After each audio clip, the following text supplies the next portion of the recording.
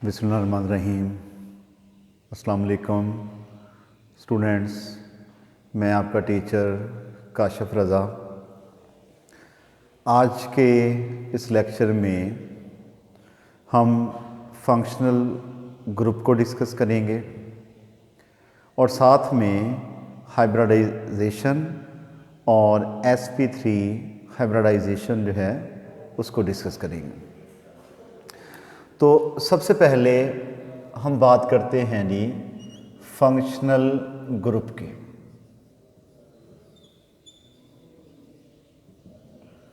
Functional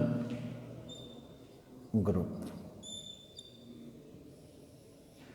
an atom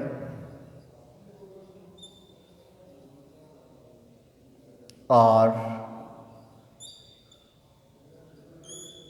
group of atoms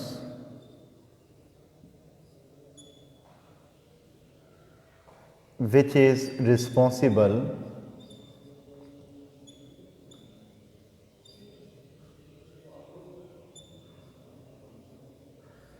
for certain class of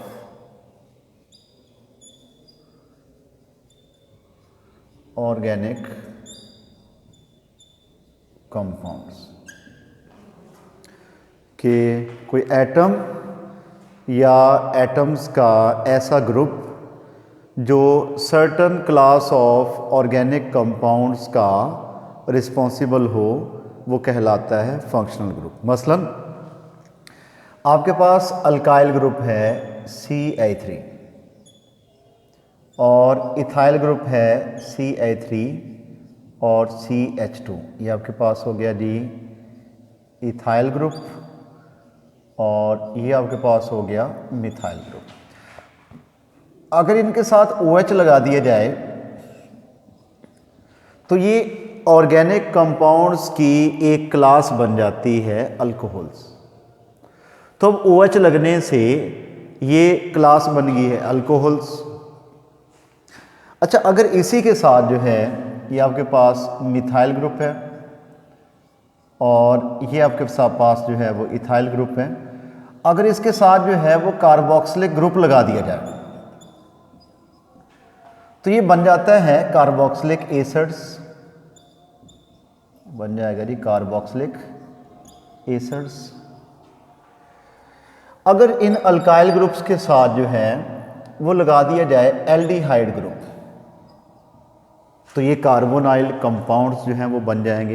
ये जो atoms के group हैं जो रिस्पॉन्सिबल हैं for a certain category of organic compounds, for a certain class of organic compounds, these atoms are said to be a functional groups.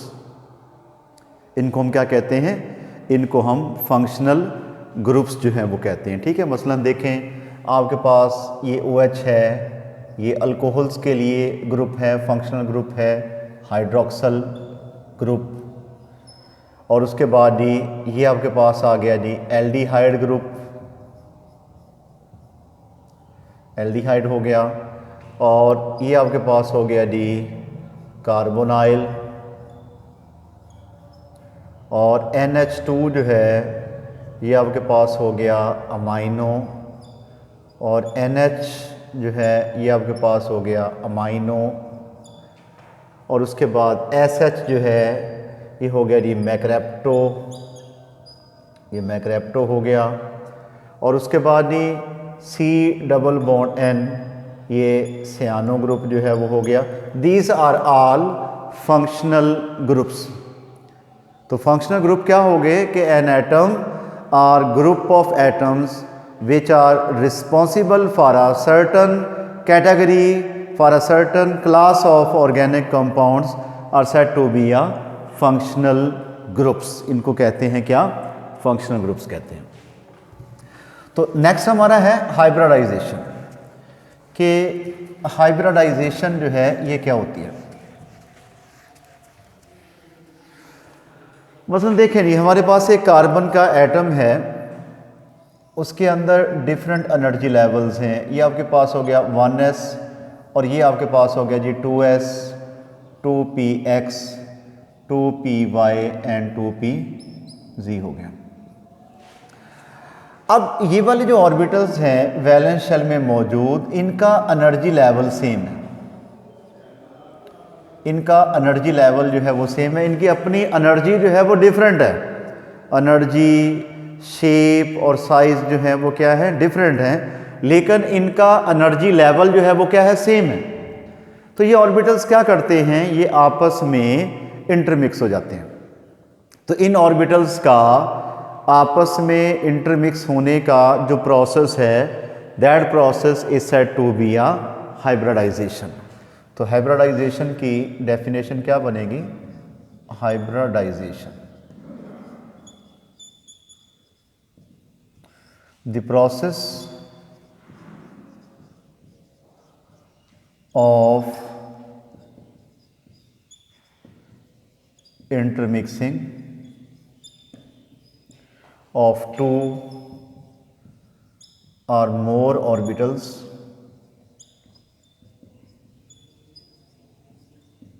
to form hybridized orbitals।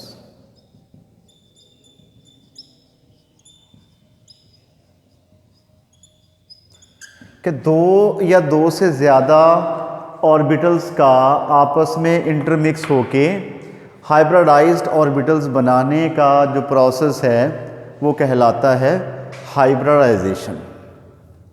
अब hybridised orbitals देख लेते हैं कि hybridised orbitals क्या होते हैं। Hybridized orbitals, orbitals having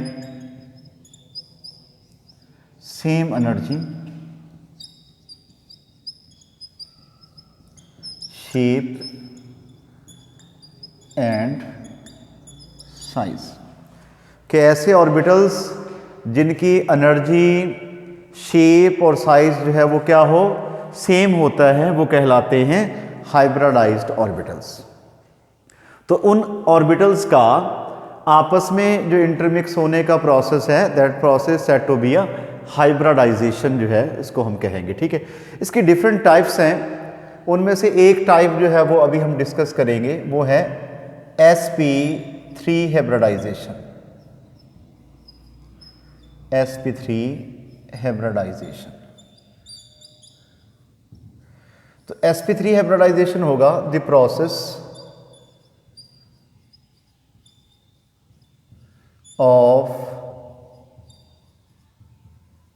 intermixing of 1s and 3p orbitals to give 4 hybridized orbitals।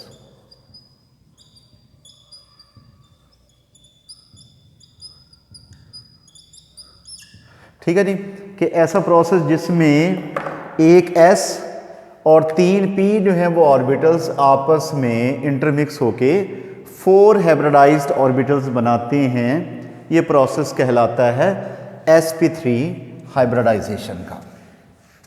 इसको हम कहेंगे sp3 हाइब्रिडाइजेशन। अब इसके लिए हम देखेंगे कार्बन जो है, कार्बन का एटॉमिक नंबर होता है 6।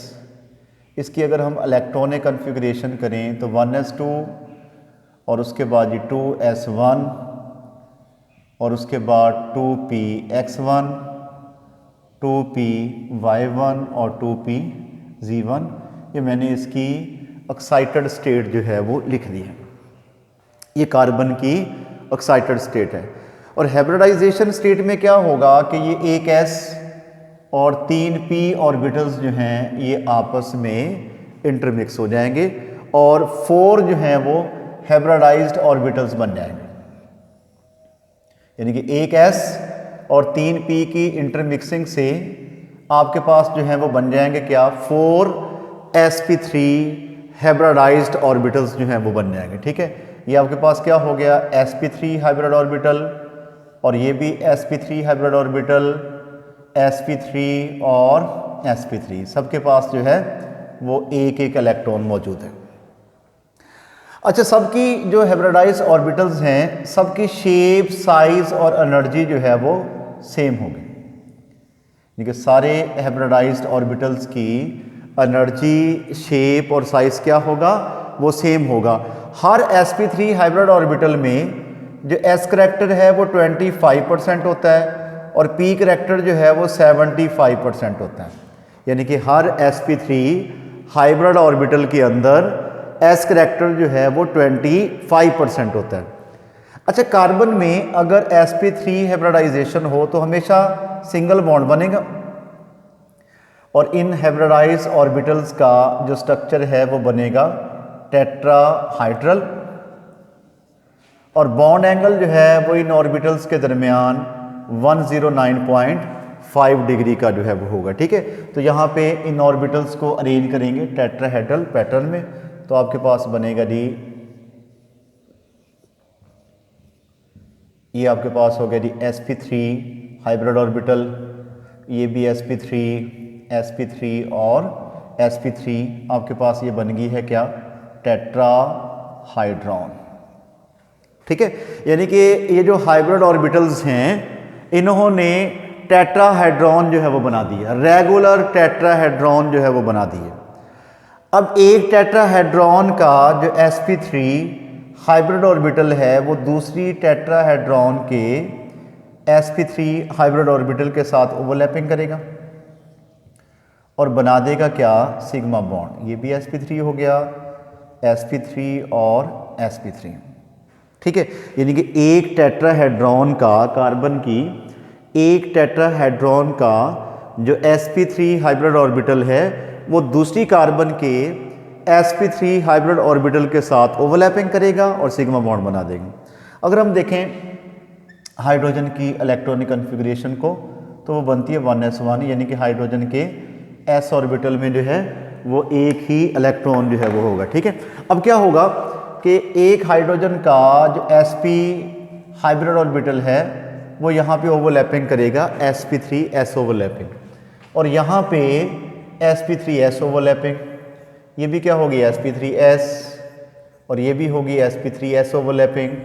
तो इस तरह हर sp3 हाइब्रिड ऑर्बिटल के साथ जो है वो एक हाइड्रोजन ओवरलैपिंग करके सिग्मा बॉन्ड बना देगा। ठीक हो गया, ये बीच वाला हमारा था कार्बन और 3 इसके साथ जो है वो लग गए हैं हाइड्रोजन, यहाँ पे भी 3 हाइड्रोजन लगे, तो it is the formation of ethane according to the sp hybridisation.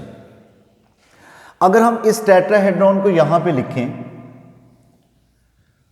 Tetrahedron के इसमें जो है वो 4 sp3 हाइब्रिड ऑर्बिटल जो हैं ये टेट्राहेड्रली जो हैं वो ज्वाइन हुए होंगे, sp3 और ये भी क्या हो गया sp3।